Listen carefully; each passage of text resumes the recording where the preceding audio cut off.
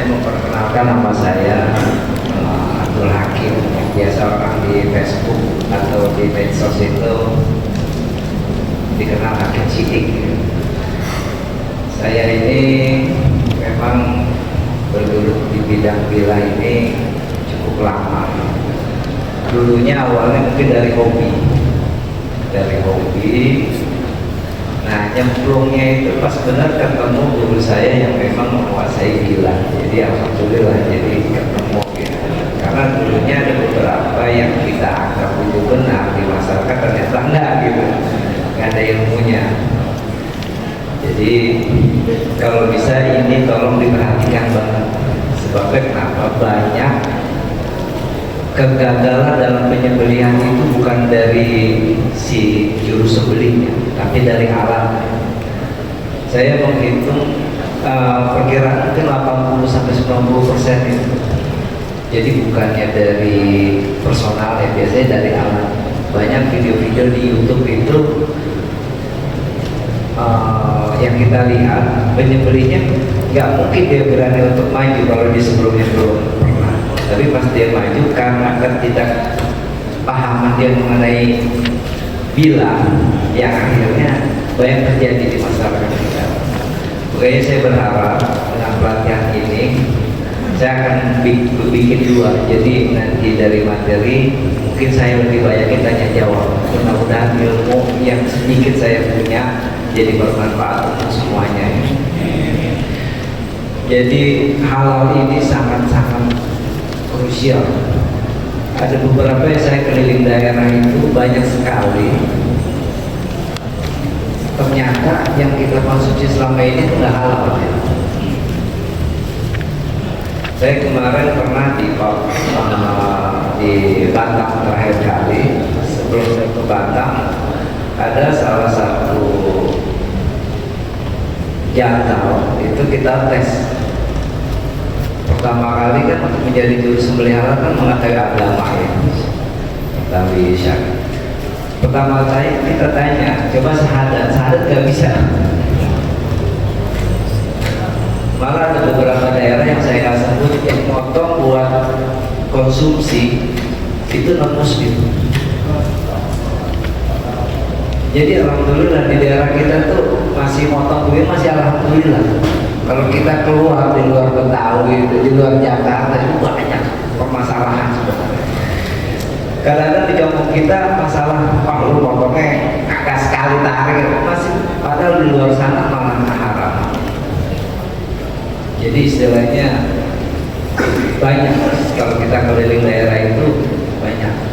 Yang kedua di daerah kita juga banyak masalahnya pengenalan bilangnya yang nggak paham. Yang akhirnya dia berani doang, pas benar alat nggak mumpuni. Jadi kesuksesan Anda dalam menyembelih itu hampir 80% itu di alat. Kalau alat Anda memang sudah dipersiapkan, insya Allah pemotongan itu sukses gitu. Tapi kalau Anda beraninya luar biasa, pengetahuan agamanya luar biasa, tapi kalau lagi alatnya lagi nggak tajam, ya wassalam. Oke, seorang juru sembelih halal itu kenapa kita maksudnya di materi pengenalan villa? Karena kalau seandainya nanti pas nyembelih kita gagal, itu orang kita, apalagi ini Betawi semua, apa campur ya? Ya, di wilayah saya di Pulau itu kejam. Apa orang yang meninggal masih diomongin, dulu tuh dia motong kodok-kodok. Kejam sekarang kan selesai. Orangnya udah nggak ada, tetap diomongin. Dulu tuh yang motong si pulang kodok. Makanya juru sembelih mesti ngikutin ilmunya. Ada ilmunya, ada di wilayah ini banyak orang-orang yang pakar, yang istilahnya mumpuni lah. Terus untuk yang muda-muda juga jangan puas diri. Udah motong nih, udah ya kejar terus ilmu. Memang di zaman orang tua kita dulu terbatas masalah keilmuan, terus masalah metode sekarang, karena itu nanti ngebentuk karakter kita. Karena banyak benar di daerah yang saya ketemuin, justru yang gagal itu bukan yang baru, yang jago biasa, yang udah sering. Jarang orang yang baru itu gagal, jarang ada jarang. Biasanya yang udah jago, yang udah sering, yang ibaratnya kita boleh katakan ahlinya, gagal biasanya. Karena kenapa? Itu dia nggak mau nambah ilmu biasanya gitu. Nah di sini juga saya mau sharing aja ya, nggak ada istilahnya apa namanya si pemateri, kita sama, nanti kita akan buka tanya jawab. Mungkin saya akan lebih banyakin karena nanti mudah-mudahan dengan ada sedikit ilmu saya bisa memberikan pengalaman atau apa namanya sedikit ilmu lah gitu. Oke, saya akan memulai dari pengalaman. Ini contoh-contoh gila, contoh-contoh gila yang memang ada di apa namanya, memang nggak dimasukin saya di sini ya. Ini contoh-contoh gila yang biasanya kita ketemu di pasaran atau yang disebut pisau pabrikan ya. Ada pisau pabrikan, ada tradisional. Nah memang di dunia bilah asah apa namanya bilah untuk sembelih itu di seluruh negara nggak ada pamornya, maksudnya beda-beda gitu. Ada yang bentuknya ada model kayak bonus, ada strike, ada segala macam ada. Di Indonesia mungkin udah kebiasaan dengan model cap garpu ya, nggak masalah. Jadi ada yang bilang, bang bagusnya mana nih modelnya? Semuanya nggak masalah sebetulnya, asal dia harus mengetahui bagaimana standar ketajaman sebuah bilah. Walaupun memang ada penelitian, ada beberapa penelitian yang memang dia sudah meneliti cukup lama model bilahnya seperti ini.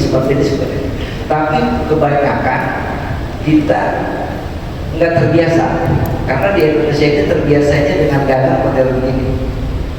Di saat model lain nanti kikuk, biasanya kikuk gitu. Jadi kita akan fokus ke asah aja. Saya sebetulnya pengenalan bila ini mungkin banyak yang nanti bingung karena yang jenis bila itu banyak benar, tapi saya akan mulai dari masanya aja. Gimana? Setuju ya? Nanti kita akan sedikit kasih tahu bagaimana bila-bila. Pertama, untuk ngasah apa sih? Pertama harus media asah.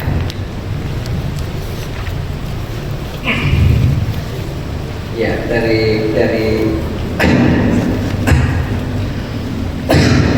maaf sedikit batuk ya. Saya diri aja.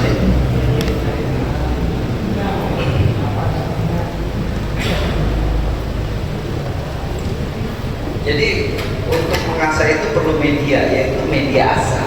Media asah itu apa sih? Media yang memang abrasif. Nah ini banyak salah pengertian. Contohnya stikin ini. Ada yang memang buat ngasah sampai tekstil, ada yang memang buat hobi, atau ada juga orang bilang ngasah di kulit. Kulit itu bukan buat ngasah, karena dia abrasif kan, dia bisa ngikis baja kan. Nah, kayaknya dia nanti di kategorinya lain. Jadi apapun yang bisa ngikis baja, bahasanya ya biar gampang, itu bisa dipergunakan untuk ngasah. Nah, orang rata-rata udah ngasah aja kulit tajam, kulit nggak abrasif. Kulit itu bukannya buat ngasah gitu. Atau ada beberapa kita beli batu di pasar. Saya dulu pernah kumpulin dari beberapa daerah batu asah gunung ya, model-model begini. Itu pun kita punya bagus. Permasalahannya di kita yang bagus nggak dikeluarin, apa nggak dipilih, nggak di apa namanya, nggak dipisah. Maksudnya kita kan kita pengen biar mahalan dikit tapi kualitasnya bagus. Nah ini nggak dicampur aja kan. Jadi untung-untungan ada yang bagus, ada yang enggak. Nah kebanyakan orang yang ngasah karena sayang sama batunya disimpan terus, padahal bukan ahli, dia sebetulnya ahli, tapi karena batunya salah ya udah selamanya dia nggak akan bisa ngasah. Jadi itu. Jadi mediasa itu kan bersifat abrasif. Ya lanjut. Nah ini yang banyak kita pakai yaitu batu alam. Batu alam ini banyak tersedia di pasar tradisional biasanya apa namanya banyak tersedia. Memang ada beberapa daerah. Ada misalnya dari Kalimantan dia mengandung kayak besi, mungkin badar besi gitu. Cepat juga gitu. Dari Sumatera, dari intinya kalau beli dari batu alam, lihat kalau dia kikis baja pakai, tapi kalau gak ada yang kikis nggak usah dipakai gitu. Padahal di beberapa negara sudah ditutup tambangnya, contohnya di Arkansas, di Jepang juga udah mulai ditutup karena merusak alam, lamanya sekarang ditutup. Dan kita banyak banget masalahnya, memang kita nggak mau ngolah orang kita, nggak mau apa namanya teliti, padahal itu prospeknya yang paling bagus betul. Yang kedua batu gerita ini juga bisa buat ngasah, tapi ada beberapa jenis. Dia ada general, ada for stainless, ada buat apa namanya, ada 3 macam ya, ada keramik juga. Nah ini lihat, kalau buat general itu semuanya bisa. Tapi kalau untuk stainless biasanya baja-baja karbon, biasa-biasa pen kurang bisa, kurang enak gitu. Jadi ini biasanya buat batu kurang bagus, buat batu cincin, batu yang biasa muter itu. Jadi ada beberapa jenis yang memang bisa, ada yang beberapa jenis yang dia mesti pakai putaran tinggi baru ke ini. Jadi manual nggak bisa. Gitu. Jadi ada yang manual bisa, ada yang memang dia mesti pakai putaran tinggi. Dan sejatinya memang dia dipakai putaran. Kekurangannya apa? Kekurangannya dia ini pori-porinya. Jadi di saat kita ngasah, apa namanya, kotoran bekas AC itu nutupin itu. Setelah dia tertutup udah selesai, nggak bisa lagi. Bisa nggak caranya? Ada. Saya tutup bawahnya dengan plastik steel atau sejenisnya atau apa, atasnya juga. Karena apa? Prinsipnya dari batu itu, dia itu mesti ngambang.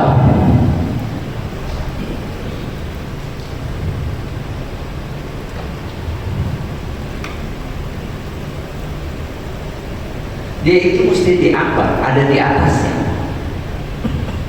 Makanya kalau batu-batu yang model-model pabrikan mesti direndam dulu sampai dia itu kayak busa, busanya isi. Jadi pas ditaruh air, airnya ada di atas. Splash off. Jadi di saat kita ada kotoran langsung hilang di atas. Tapi kalau kita nggak merendam dulu, banyak batu orang, teman-teman yang beli batu bagus, tapi nggak tahu cara penggunaannya. Yang akhirnya baru sekali pakai, buang, nggak bisa kepake. Jadi lihat ada aturannya dari pabrikan batunya, biasanya dikasih aturan mesti direndam dulu apa segala macam. Lanjutnya. Nah ini batu, sebetulnya ini namanya saya ini batu asam modern. Sebetulnya ya batu artificial stone ya. Dia udah modelnya batu yang tadi diremukin, dibikin halus baru dicetak ulang. Karena kekurangan batu alam itu nggak homogen, jadi ada gede, partikelnya ada kecil. Kadang-kadang kalau biasa ngasih di batu alam udah rapi-rapi, brand ada garis.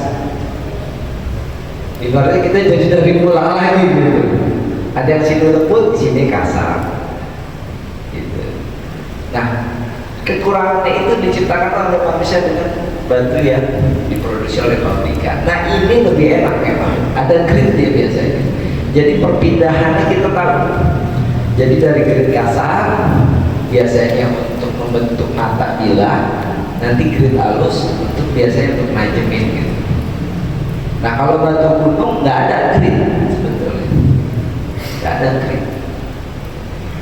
Jadi kita nggak tahu dari batu gunung mau batu gunung mana lagi yang lebih halus. Ya. Beda hal di Jepang. Di Jepang diteliti coarse, medium, apa namanya, coarse, medium, fine. Ada lagi nanti super fine. Dia udah diklasifikasikan. Tapi kalau kita di pasar nggak ada. Ada batu halus. Kayaknya di daerah-daerah tertentu di Sukabumi itu bukan nyolong arit, yang dicolong tuh saling nyolong batu asah. Udah ada Sukabumi tukang arit itu yang disayat batunya bukan arit ya. Karena main colong-colongan kalau batu bagus ya. Karena sampai susah ambil batunya. Karena di daerah Temanggung itu batunya bagus, batu alamnya. Tapi di pasarnya sedikit karena yang beli itu memang mengetahui bisa ngasah semua. Jadi karena dia buat tembakau itu kan mesti kalau nggak tajam banget dia nggak halus. Batunya bagus dia. Ada dari beberapa daerah saya termasuk itu rekomendasi. Tapi susah. Saya udah 2 tahun nggak dapat. 2 tahun sebelum panen 5 tahun saya pesan belum dapat. Karena pedagangnya benar, kalau nggak bagus nggak dibawa ke pasar. Dan dijual kan ngeri, dijual sama orang yang ngerti. Gitu. Banyak batu-batu kita yang bagus. Nah yang ini ya, nah ini banyak merek. Ini untuk pengetahuan aja, untuk setiap negara beda-beda. Untuk Jerman misalnya dengan grid 500, Jepang 1000, ini jangan salah. Untuk wilayah-wilayah Eropa itu biasanya gridnya dia rendahin. Misalnya 1000 misalnya, berarti di Jepang itu bisa 1500, bisa 2000. Nah beda hal sama Cina, main ceplak aja. Grid Jepang 1000 dia tulis aja 5000, 8. Kalau untuk produk Cina nggak direkomendasikan untuk batu. Karena dia itu ngaco ya, sama kayak orang suka batu cincin ya. Ikan itu 2000 halus banget. Merek Cina 5000 masih kalah sama ikan Jepang tuh batu. Apa amplas deh ya. Jadi batu bisa, dan ini biasanya lebih cepat. Bayangin untuk ngasah sebuah golok yang Anda pakai batu biasa 1 jam, dia mungkin 20 menit. Non ininya, tingkat kecepatannya. Jadi dia itu lebih diuntungkan, dan saya saranin orang-orang yang buka asahan di rumah sedang assembly. Emang harganya luar biasa, tapi itu mengirit. Saya dulu kalau ngasahin di rumah itu seminggu 2 baru sambungnya gitu. Posrak. Sekarang saya sehari sambung 10-20. Bukan karena saya, karena bantunya. Gitu. Memang harganya luar biasa kan. Nah ada juga kalau yang buat pribadi amplas bisa. Tapi ada plus minus di amplas. Karena permukaannya rada lentur, jadi terkadang kita mesti main feeling banget gitu. Yang kedua, amplas itu untuk grid tinggi, kita ini udah tajam di kertas, set pas di sapi kagak kena. Pernah ada ngalamin gitu ya, terkadang. Jadi kadang-kadang di amplas itu mesti tahu cara. Nah dulu saya di Indonesia Blades itu pakainya amplas. Maaf. Jadi amplas bisa. Nah untuk orang yang punya villa itu boleh beliin yang tinggi. Jadi habis rapi Idul Adha buat perawatan aja. Nanti rapinya baru masuk. Ya lanjut. Sampai sini ada mau nanya nggak? Biar enak aja. Gitu.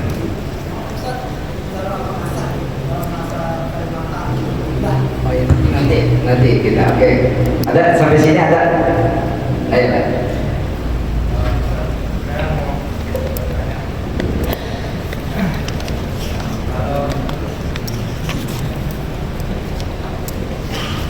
Ustaz, saya mau bertanya. Saya pernah mendengar di media sosial setelah kita mengamplas, setelah kita mengasah, golok atau pisau, kita itu dilarang mengetesnya dengan menggunakan sidik jari kita, karena itu sidik jari kita setara dengan amplas 2000 kalau nggak salah. Yang saya ingin tanyakan itu betul nggak, Pak? Saya bilang nggak, karena ada beberapa teman akhirnya neliti, kita peneliti saya gitu-gitu, nggak akan tumpul. Justru yang bikin tumpul itu cairan asam yang ada di tangan kita. Ada beberapa tangan yang memang megang bila besok langsung darah. Nah, karena bayangin mata pisau itu tipis banget, kena benda asam tumpul. Makanya jangan kaget, udah diasah, simpen, pegang-pegang, pas mau dipakai tumpulnya berkurang, tajamnya berkurang gitu. Logikanya kan belum dipakai gitu ya. Terima kasih, Ustaz. Ayo lanjut ya. Nah, ini keramik. Keramik ini juga dipakai buat ngasah. Biasanya ada mahal juga keramik itu. Tapi beda ya, bukan keramik masjid ya. Ntar keramik masjid dicolongin lagi buat ngasah. Beda. Ini keramik yang memang udah didesain buat ngasah.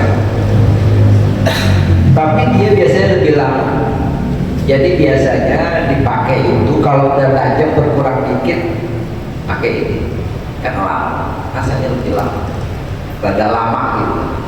Tapi dia akan lebih bagus dibanding batu. Batu bukan saya bilang nggak bagus ya, karena di kita ini batu itu jangan jauh-jauh lah. Batu cincin aja ada kapurnya kan. Batu kita nggak semua apa kristal ya, saya nggak ngerti batu cincin sih, tapi gitu karena nggak ngomongin. Nah, ini rajanya batu diamond, baja apa aja bisa dipasang ke dia. Jadi kalau udah ngasah di grade 61, 62, apalagi 65, batu yang tadi tuh udah nggak efektif. Bukan nggak bisa, wah.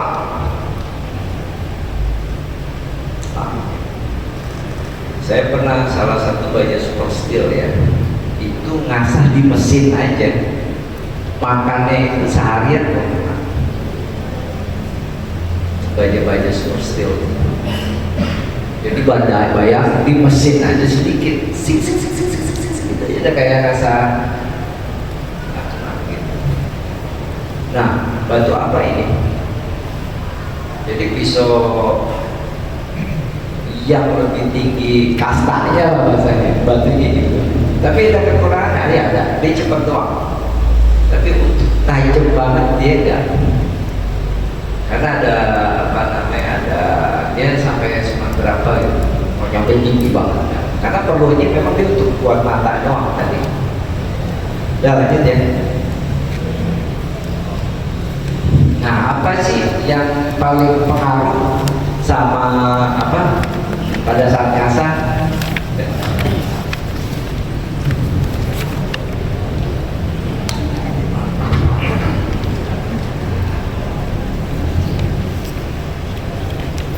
Pertama, sudut asah. Jadi kalau sudut asah udah nggak bener, udah motong, bukannya nggak bener, berat nanti kerjaan. Nah, ini mesti diperhatiin. Sudut asah kadang-kadang orang pengen dilebahin banget gitu, pengen bahasanya ditidurin banget gitu. Memang tajam, tapi kekuatannya nggak ada. Paling seekor, 2 ekor udah tumpul, ya kan? Sudut lebih tinggi, lebih kuat, tapi perlu tenaga yang besar juga. Nah, itu di ahli pisau itu diteliti sudut berapa sih yang pas gitu. Lanjut. Nah, ini biasanya walaupun ini ada berapa ya, plus minus ada yang 13 bilang. Nah, ini dia bisa cukur itu 12 derajat rendah dia, karena memang nggak perlu buat ini, nggak perlu tekanan kan. Tapi bayar bisa cukur itu karena saking rebahnya loh ya, yang mungkin saya nggak mau rebah, terlalu rebah. Nah, kan pas nyaman cukur, gituin lagi, perlu terus. Nah, kecuali ada pisau cukur Jepang ya, Jepang untuk mengandalkan kekuatan, tapi dia sebutnya itu.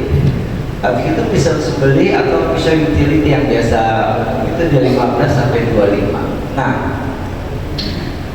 ini yang saya tekankan di pisau sembelih. Pertama, kenali pisau Anda di sudut berapa dia efektif.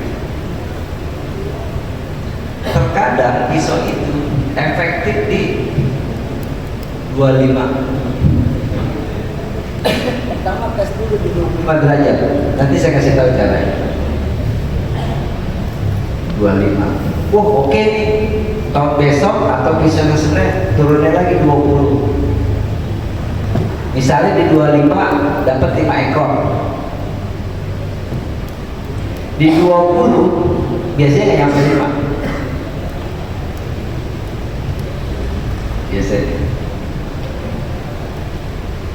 Biasanya dia turun, bisa 3, bisa 2. Tapi seandainya di sudut 20 tetap 5, nah ini udah oke nih, turun coba lagi di 15.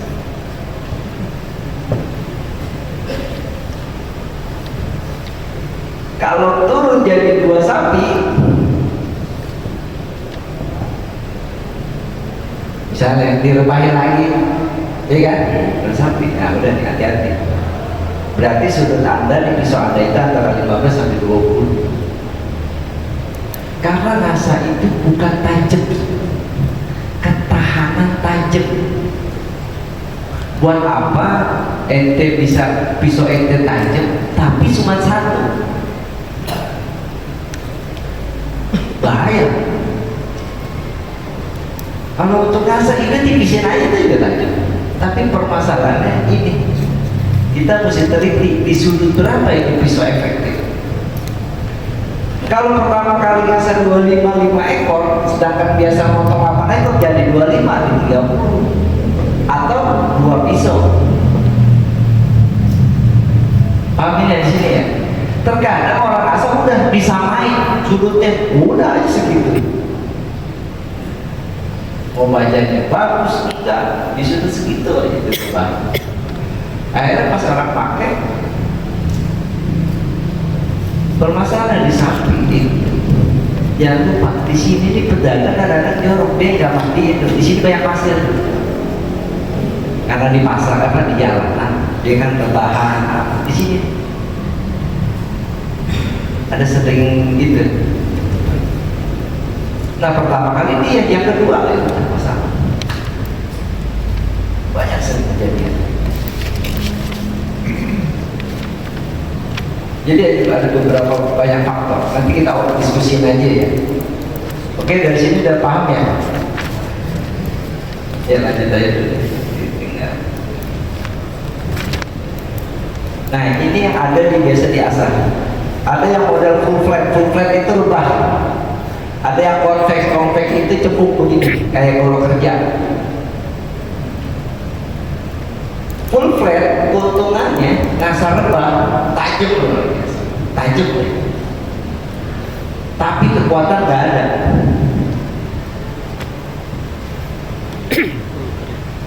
Ini terlalu ini kekuatan nggak ada.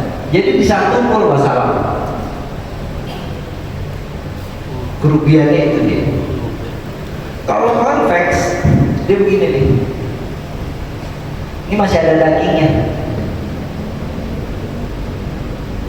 Dia biasanya enggak rada kuat, tapi tenaganya juga luar biasa, rada bertenaga.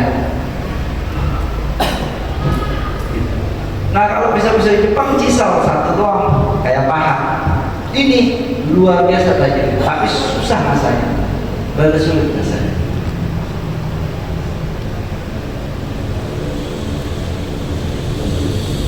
Dan ini kalau buat potong sebetulnya enak, tapi mesti kebiasaan. Oke, kalau potong itu biasain pisau jangan lurus, rada miring, jangan terlalu lurus, miringin dikit. Habis itu kemarinnya lurus buat bukaan. Karena kalau kertas enaknya begini, Tapi kalau begini bisa nanti dicoba. Jadi ada tuh. Aman pisau itu memang mesti dikenali, sering pegang, sering pakai. Oh enaknya begini, oh enaknya begini, mesti dikenal sama kita. Karena repot, nanti ada kejadian kita jadi tahu mesti gimana. Banyak kejadian yang memang ya banyak yang nggak diinginkan lah. Karena masalah tadi kasahnya bisa tapi sudutnya yang rada salah gitu. Oke, sampai sini mungkin lanjut lagi.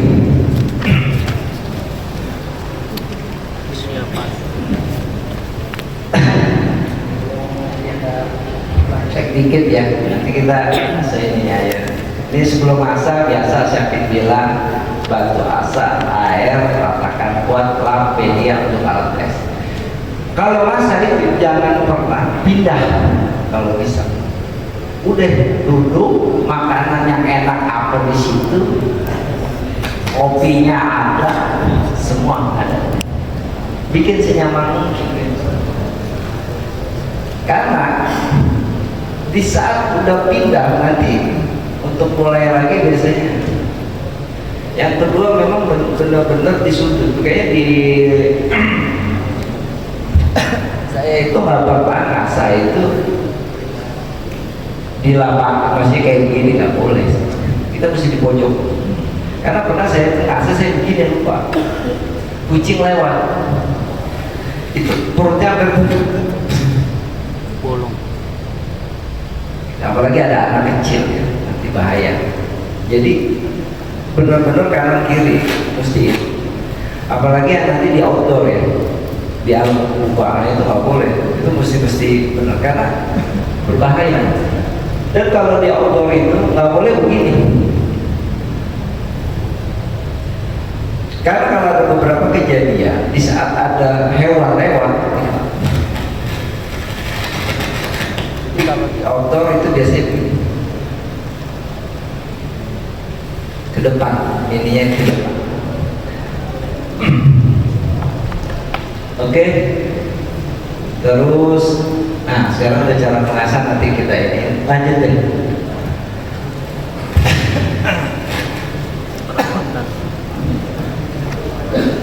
Nah perawatan bila nanti baca aja di situ ya.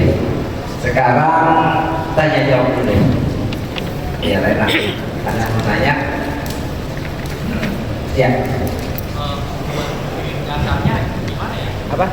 Ngasahnya dari amplas dulu. Oke. Apa?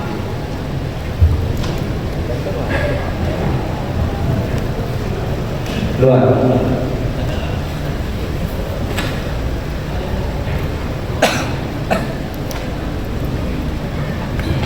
Ini kelihatan nggak yang belakangnya? Pertama kali cari grid yang tinggi, grid yang rendah, yang kasar. Walaupun Anda baru udah mulai masih tajam, cari. Pertama benerin dulu matanya. Pertama itu caranya gimana? Pertama itu kan di sudut 25 ya, 25 derajat. Pertama begini nih, jadi ini ya lagi berasa bikin mohon maaf ya, kebanyakan ngasah jadi berasa.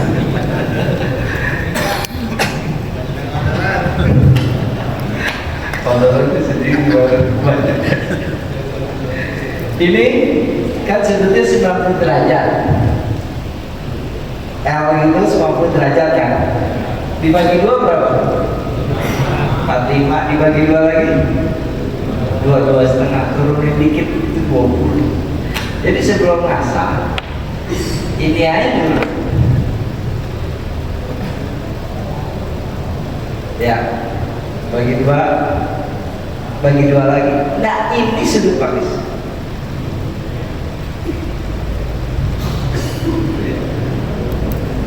Jadi kita ikutin teorinya, udah teori itu kan memang hasil diteliti gitu ya. Insya Allah nanti konstan. Nanti tinggal aja dimainin. Kalau dua-dua, paham ya? Ada paham kan? Jadi gitu aja, nggak usah mau busur anak, tapi hilang lagi anak kamu. Nggak usah kerja ada sehingga. Nah, untuk mulai ngasah, cari grip yang memang tinggi, rendah. Kalau punya yang begini juga bagus, tapi pakai yang merahnya itu, akan ada merah hitam tuh. Dia pakai yang merahnya. Pertama kali betulin dulu sudutnya. Tadi di 20 sampai 25 di situ. Jadi jangan asal posrek-posrek aja. Jadi udah pas itu udah konstan aja deh, pelan-pelan aja. Jadi jangan buru-buru, pelan-pelan aja. Dan pelan-pelan aja. Mau begini kalau untuk pertama, untuk membentuk mata bilah bebas. Mau begini nggak apa-apa, mau begini nggak apa-apa, mau begini nggak apa-apa, bebas. Oke ya, sampai kapan? Sampai bur itu ketemu. Pernah ada tahu bur? Enggak. Apa? Enggak tahu. Apa? Kasih ini kan beda. Kalau bisa dijawab di tangga sangat pur itu adalah hasil besi balikan dari asahan. Ya. Jadi kalau kita ngasih di sini, pas tipis kan dia berbalik. Ada tahu bur? Kalau nggak ada yang tahu, nanti saya bikin ini bur, ada burnya. Kalau mau tahu kemari aja ke depan. Ini kalau nggak ketemu ini belum selesai, udah kesana ya udah nggak beres, udah ngasih. Jadi pertama kali dicari dengan sudut itu cari nyebur. Kalau orang problem bilang ada asah, ada apa namanya sisa asah.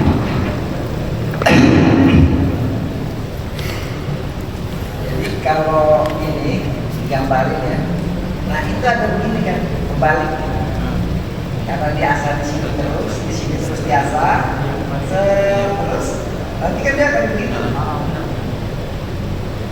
Udah sampai situ stop, ngasah nggak perlu lama.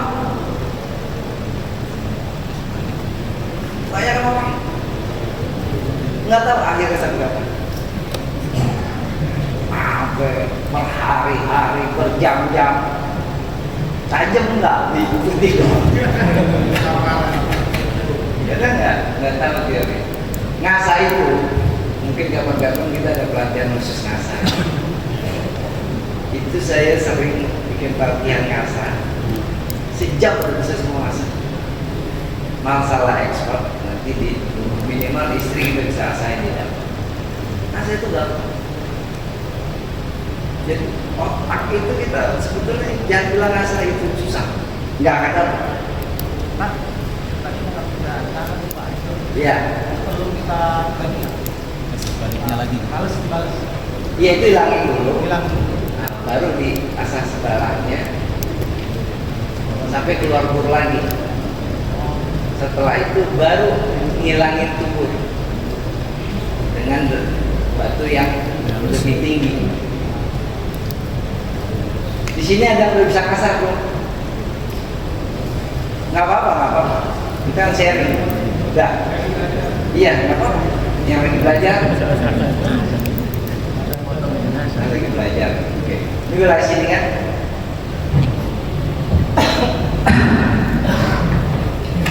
Di sini udah ada yang bisa kasar lagi? Nggak bisa, biar bisa aja nggak apa-apa. Ada lagi?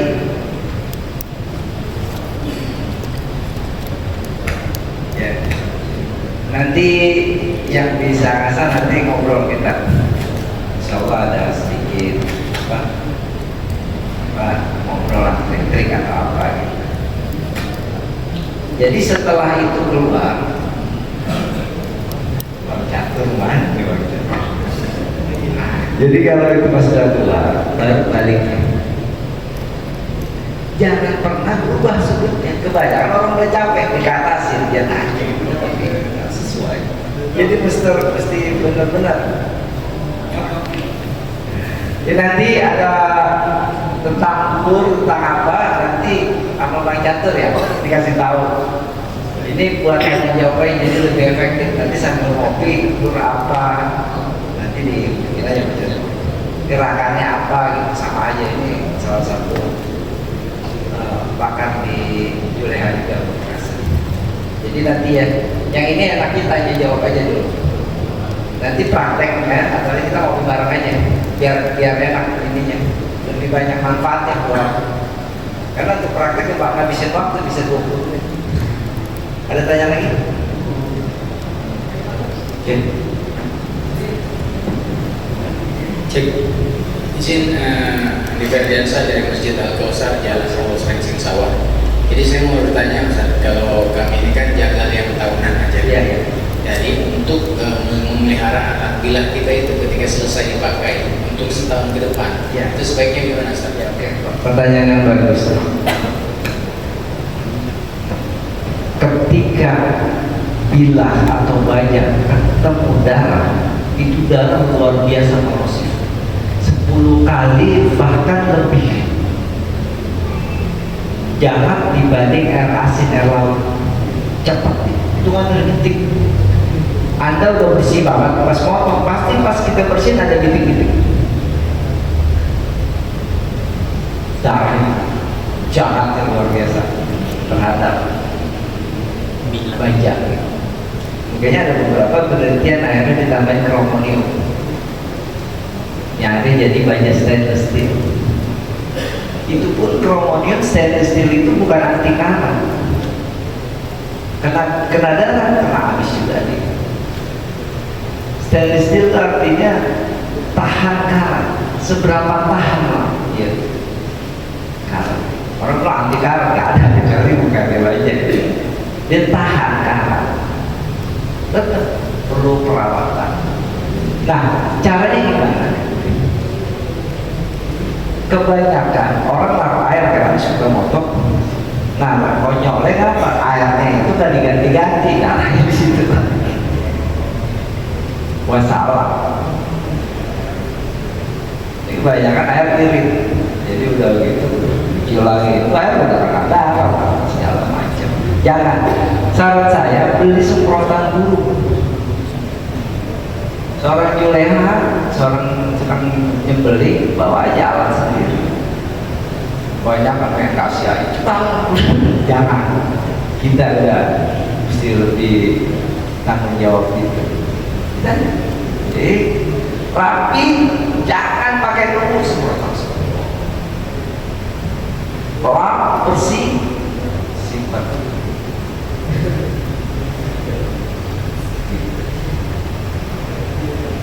Nah,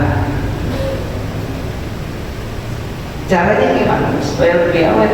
Jangan udah kena darah baru kita rawat. Makanya orang dulu itu harus saya banyak perhatian. Tapi ilmunya benar, tapi kadang-kadang nggak bisa dijelasin. Ini bila sebelum dipakai dikasih minyak dulu.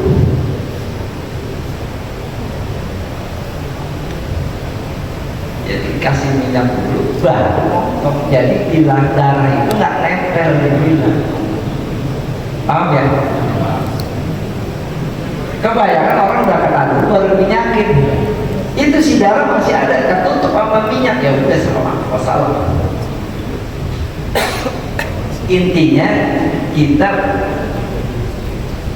jaga dia sebelum kena karat.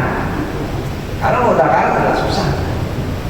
Apalagi baja-baja per yang memang pernya itu udah karat. Jadi bilang ya udah pasti karat lagi. Apalagi udah korosifnya udah tembus ke sebelahnya, ya udah. Nggak akan orang udah karat, oh kita tetap jadi nggak akan. Nah, di bahannya juga timbang. Ya. Paham? Ada sipir. Jadi mohon maaf ini penting nih. Jadi kalau saya itu diminyakin dulu sebelum nanti motong. Bagusnya minyak kelapa kalau ada, karena karena kenapa? Luka aja dikasih minyak kelapa adem. Kalau orang-orang kita ini orang Betawi zaman dulu itu kasih kelapa, dibikin, dia motong aja disayang sama yang hebat. Karena jangan salah, nanti ente hasil potongan ente yang makan itu ratusan orang, 200 orang, bisa jadi 200 bungkus, 400 bungkus. Kalau ente potongnya nggak benar, kayaknya banyak penyakit habis Idul Adha. Penyebabnya apa? Kita panitia higienisnya kurang. Habis megang megang tadi, yang ngeracunin kita sendiri. Kayaknya dengan Julia ini ada edukasi. Kalau bisa dipisah. Kayaknya di luar negeri itu dia rapi, dia ada warna. Warna merah ini biasanya buat daging mentah. Bisa dilakukan di mesin masjid, dibedain, mau dicat ya, mau dinamai, orangnya boleh pindah, pisaunya jangan. Ini konyol, habis belah jeroan, ini bantuin. Kita nggak sadar anak kita yang kita masih makan, bakteri dan apalagi dari penyakit. Boleh, tapi nanti pisaunya jangan, orangnya aja berpindah. Kita harus, kita sebenarnya tanggung jawab. 400 orang, orangnya udah susah, tapi kita sakit.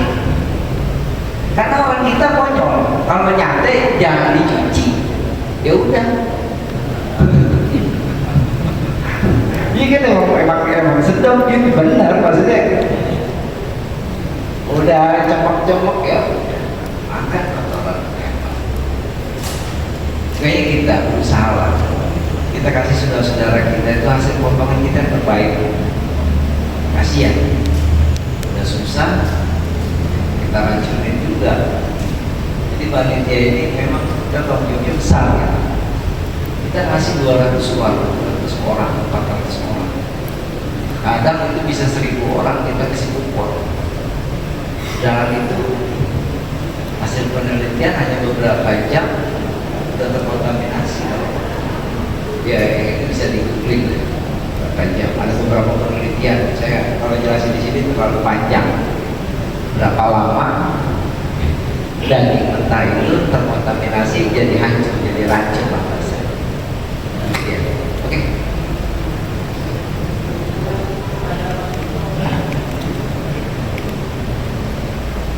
Oke, satu pertanyaan lagi, 5 menit aja.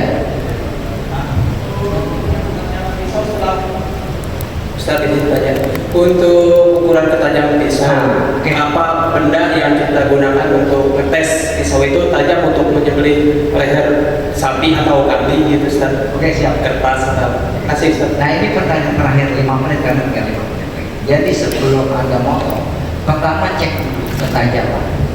Ini penting banget. Pisau udah diasah. Ini udah begini, insya Allah bagus. Caranya gimana? Nah ini untuk tips para panitia. Kalau bisa sebelum yang motong berapa orang nih? 3-4 orang, kumpulin di meja. Kumpulin di meja. Panitia cek ini. Kalau nggak mempan, jangan ambil risiko. Jangan ambil risiko. Ingat, di belakang kita 1000 orang. Maksudnya 1000 orang yang kita mau kasih. Yang kedua, nama baik Anda. Cara kita, di kertasnya di bawah ya kertas.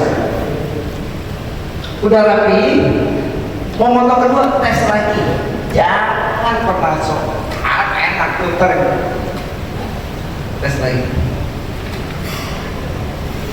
Oh masih enak pakai. Kalau udah ngendek udah nggak enak gitu, ya kita juga selain kita mau itu beriksa kayak hewan, nanti dagingnya bisa kurang patah rasanya.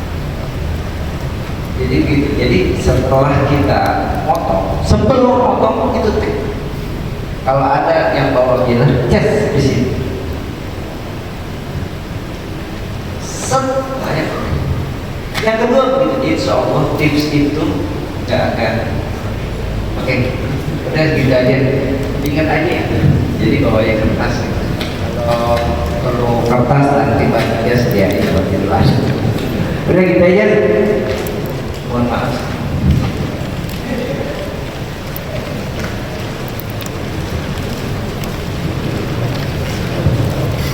Oke, karena panitia minta nanti dari Isomar ada waktu 20 menit lagi. Insya Allah nanti ada apa kita lanjutin ya. Terima kasih sudah menonton.